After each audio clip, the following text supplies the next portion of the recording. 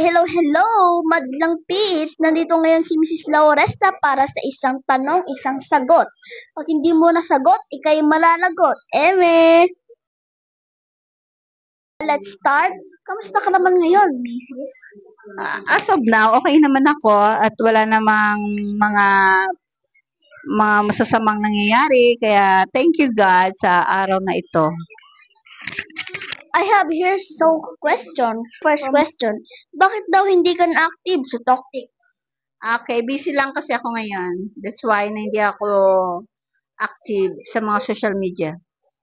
Miss ka na yata ni Bes. Anong masasabi mo sa mga taong may ayaw sa'yo? Kung ayaw nila sa akin, okay lang. Dahil ayaw ko rin sa kanila. Pakay ko. May hahabol pa po kayo? Pakay ko. Okay. Next question. Ready na po ba kayo? Okay, of course, I'm ready. Okay, ready po si Madam. Kailan daw ulit matitikman ang alamang mo? Wow. So, very nice question. Matitikman ulit ang aking alaman this coming next week para mag-open na tayo ng ating business for alamang.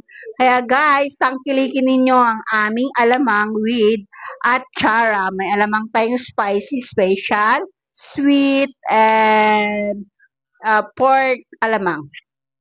Okay, thank you, Mrs. Lauresta. So, order na po kayo sa yellow basket namin. Meron po kaming alamang pork and chicken. So, last question. Ano daw ang kalagayan ng puso mo ngayon? Ang puso ko ay okay lang. Malusog naman. Dog or cat? Dog.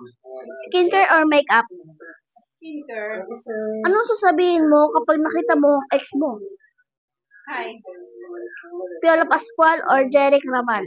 Siyempre si Jerry Ramal. Lights on or lights off? Lights off. Chocolate or happiness? Happiness.